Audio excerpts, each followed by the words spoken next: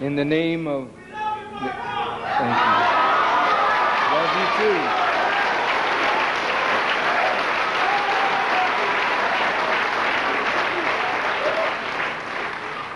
In the name of Allah, the Beneficent, the Merciful, we give Him praise and we give Him thanks for His many blessings and for the gift of life. We thank Him for all of His prophets and the scriptures that they brought for the perfection of the human being. We thank Him for Moses and the Torah. We thank Him for Jesus and the Gospel. We thank Him for Muhammad and the Quran. Peace be upon these worthy servants of the one true God. As a student of the Honorable Elijah Muhammad, I am eternally grateful to Allah for His intervention in our affairs in the person of Master Farad Muhammad, the great Mahdi, who came among us and raised from among us one of our brothers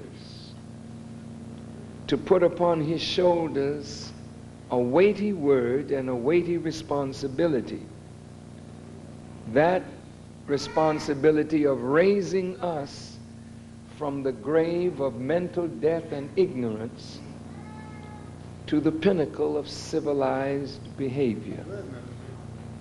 The man of whom I speak is the Honorable Elijah Muhammad, my and our divine leader, teacher, and guide. I greet all of you, my dear and wonderful brothers and sisters, members of the press, with the greeting words of peace. We say it in Hebrew, Shalom, and in Arabic, Assalamu alaikum, and in English, peace be unto you. First, I am honored beyond words to be in this wonderful city of Nashville, Tennessee. Yes, sir. And I am thankful to the National Association of Black Journalists who invited me into the city, to whom we spoke this afternoon. And I'm equally joyous to be here tonight to speak with you, my brothers and sisters of Nashville. I'm so sorry for the confusion that follows controversial personages. We were to be at the World Baptist Center, at least we thought so. But since our dear brother, Bishop Lyons, did not desire us to be there, we thank our Reverend. Our pastor's not here yet. We just were together having dinner. Reverend Thomas? We thank God for him.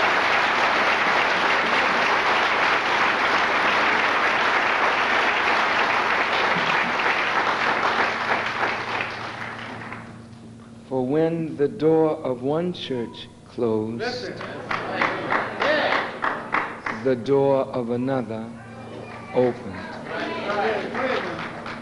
I want the press to know of my love and respect for Bishop Lyons, because I know him to be a great man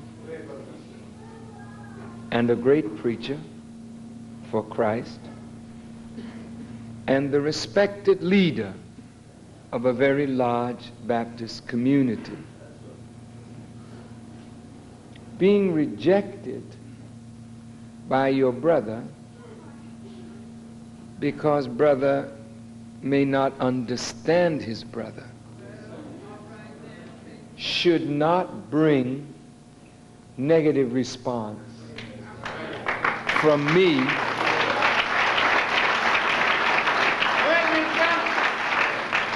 because if I had read of Bishop Lyons the ugly things that he no doubt has read of me, I don't think that I would have rejected him. Yes, because I do know the media has not always been truthful where strong black leadership is concerned.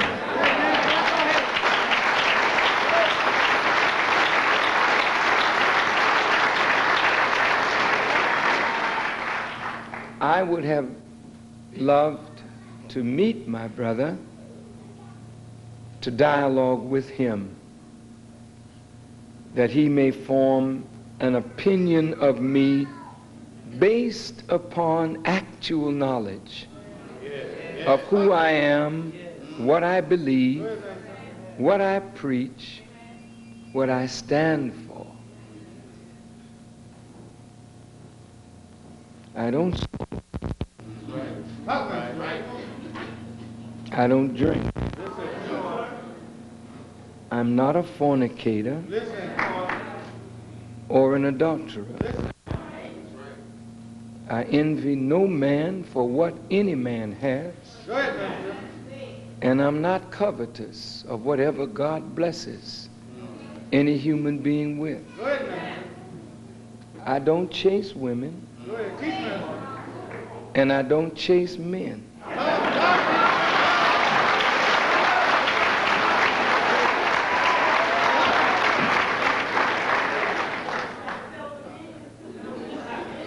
When I teach, lives are transformed. Go ahead, minister. Go ahead.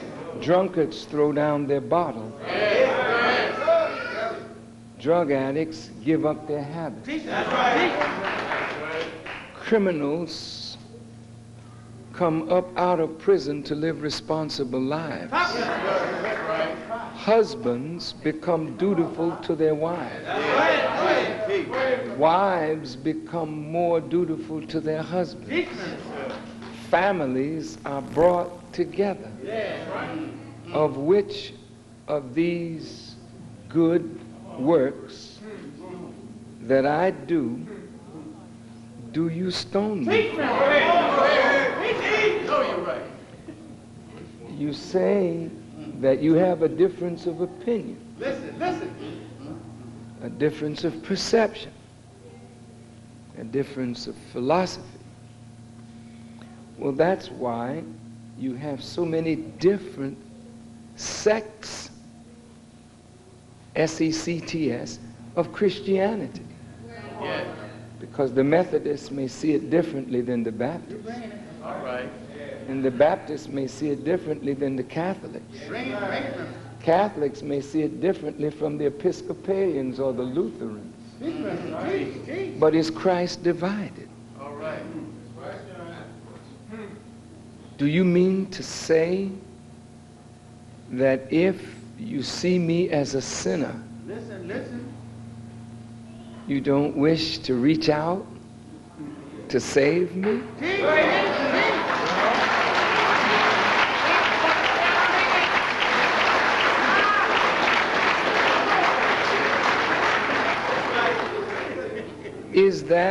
Is that a proper Christian attitude?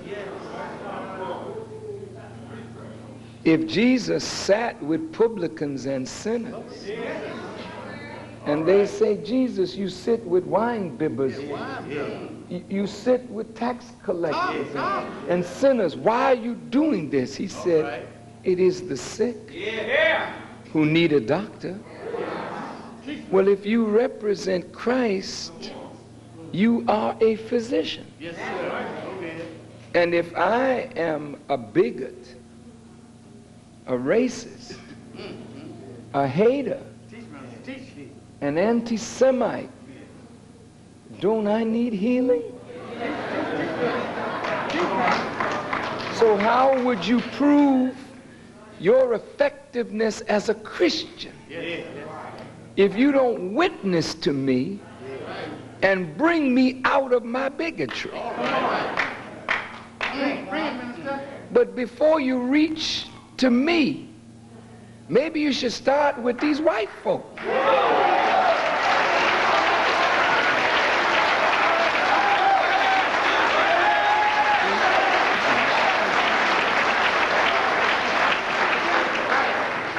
Because the fact that you're a black Baptist is because the white Baptists didn't want you. So if you want to heal some bigotry, maybe you ought to start in your own house. And let me ask you a question. If Christ said, other sheep have I that are not of this fold, who are those other sheep? How will you recognize them? See, if I don't come like you think I should come, you think I should come with the blessing of your slave master. That's how sick you are.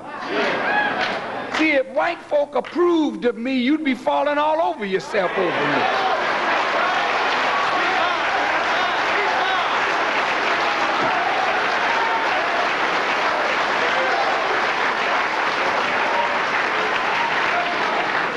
But you have never asked, did God approve of me? Now, I think you should be more interested in whether God approves me than whether white folk approve me. Because white folk are not godly. Just a minute, let's talk. I'm talking to white folk.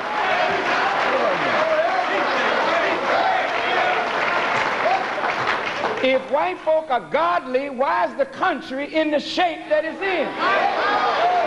They're the rulers. So if I got their love and their approval, what do I have? I don't have nothing, for they don't have approval of God. That's why I'm here, because God don't approve of them and the way they have ruled you.